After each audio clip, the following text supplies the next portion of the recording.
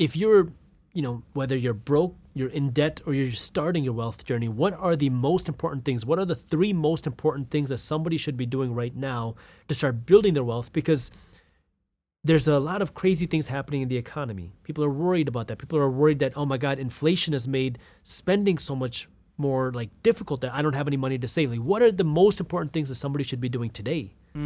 Well, if we took a call on the Ramsey show and someone goes, I'm just getting started, I have no clue where to go, I want to build wealth, the first thing we do is we look at reality. Because a lot of times finance involves emotion. And we're stressed out. And so anytime someone's emotional, I try to guide them to the reality and the numbers to help them go, here's what's actually happening. You make $60,000. You have $20,000 in debt. This is a simple math equation as far as paying this off. We have to come up with $5,000 for 4 months, and we're done. And so that helps me to go, how much margin do I need to accomplish this goal? So the first step I tell people is to make a written budget.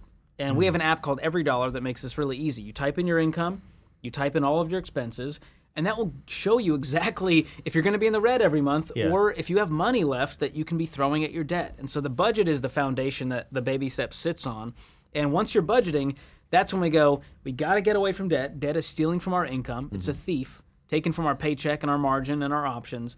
And the other thing is having savings. 4 in 10 have nothing in savings. And so that hurts people because what happens when an emergency comes up? They go back into debt. They swipe the card. They take on a 401k loan. So budgeting, living on less than you make, and having that savings cushion, that to me is the ultimate financial foundation. Because then you're going to have the margin to invest and do all the things you want to do. But what about the worries that people have about potentially the market crashing? I'm going to put my money into the stock market, and it's at a peak.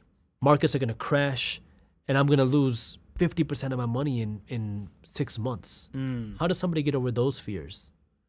I think looking at history and data and facts helps versus looking at headlines and what could be and remember that one thing that happened back there. When you look at the long-term track record of the American economy and the U.S. stock market, it's very encouraging to me. You don't have to be a financial prodigy. You can be a 5-year-old and see the line does this. And over time, it keeps going up and up and up if you just leave it alone. Are you worried about the markets crashing at all? I'm personally not worried. And I think every generation has had this fear. And every time I go, what are your inputs? Where are you hearing this from? Well, I watched this headline from the media, which wants my eyeballs and attention. And I heard from my friend that I should pull all of my money out, or my insurance person said I should be investing in this whole life insurance too, because that's the hedge. And so I go, what are your inputs? What are the real facts?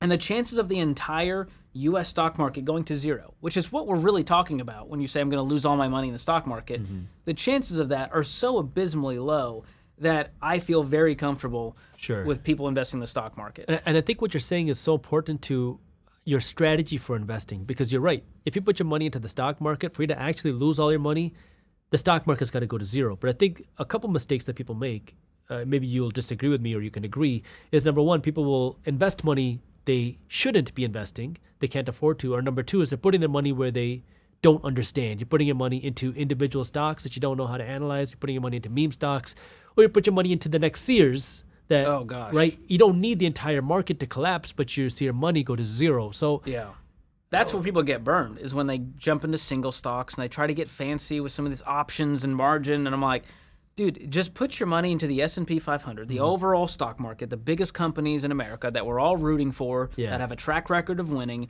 and you'll be okay. And so that's what I do personally with my 401k. It's diversified across 4 types of mutual funds: growth, growth and income, aggressive growth, and international.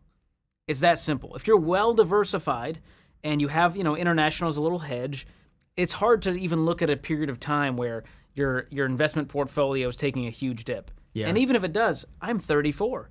I'm not planning on touching that money until I'm 60. If you enjoyed this clip and you want to watch the entire conversation, all you got to do is click that button right over there. And for those of you who want to stay up to date on the top finance and business news, you can join Market Briefs, my free financial newsletter, by clicking that button below. Thank you for watching, and I'll see you in the next one.